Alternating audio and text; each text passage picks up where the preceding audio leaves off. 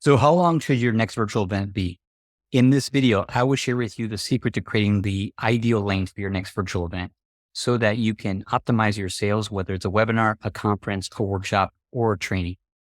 And stick around to the end and I'll share with you the 3-step process you can use to determine your next virtual event length.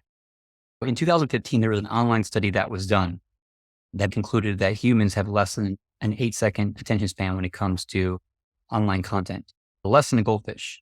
But recently, Forbes Magazine shared that that study was totally fake. It was fake news. And the truth is that humans have evolved to increase their attention span for online content. And now more than ever before, people are willing and able to engage in longer form content for virtual events. So what does that mean to you? What that means to you is there's a massive opportunity for you to be able to not only create online events and to engage people through events and to sell your programs and offerings, but also to reach more people. My name is Rudy Rodriguez. I'm the host of the High Profit Event Show, and we've helped event leaders like yourself to sell their high ticket programs at events by using a sales team.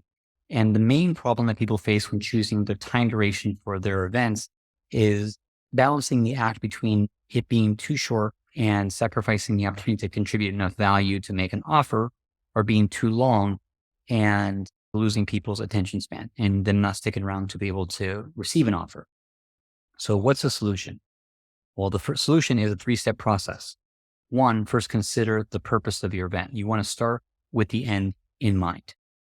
Is it a workshop? Is it a seminar? What is it that you want to accomplish at the end of your event? Do you want to make an offer? Right? Is it a low ticket offer? Is it a high ticket offer? So I find that anything under $2,000, the sweet spot is about 45 to maybe 90 minutes in duration for your virtual event to be able to add value, make an offer, maybe answer some questions and help people move forward. Now, if you're wanting to enroll and make an offer into programs that are closer to $10,000, I find that it actually starts to change the dynamic considerably.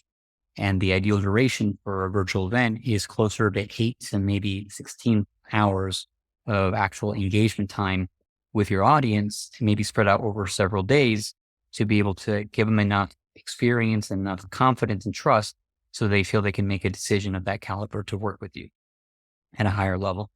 Now, if you want to make an offer that's 25 to maybe 50,000 or higher, my experience has been that it requires somewhere closer to 24 hours or more of engagement with your audience, but preferably in person versus virtual. It can be done virtual, but the results tend to be better in person.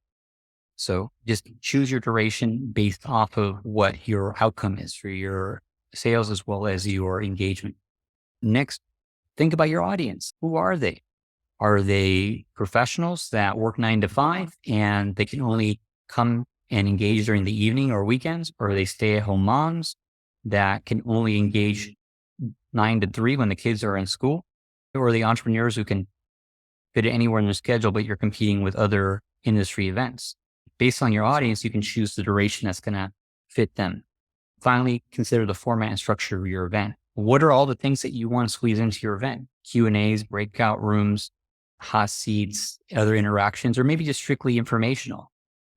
You got to take all of that into account, plan for it, and also put in a buffer. Know that things when you start to add interactions, it tends to add a little more time than you realize. So if you have 90 minutes, maybe plan for 75, leave yourself a 15-minute buffer so that you can end close to on time.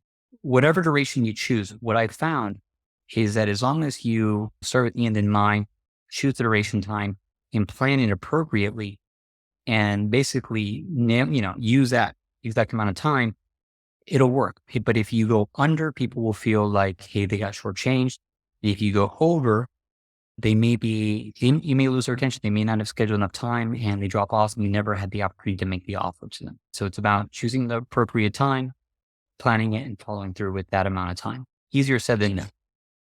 If you found this video to be helpful, be sure to share it with someone who would benefit from watching, and also subscribe to the podcast, the High Profit Event Show, where we interview industry experts who specialize in high profit events. So go ahead and click the link now and subscribe to our podcast. We'll see you on the other side.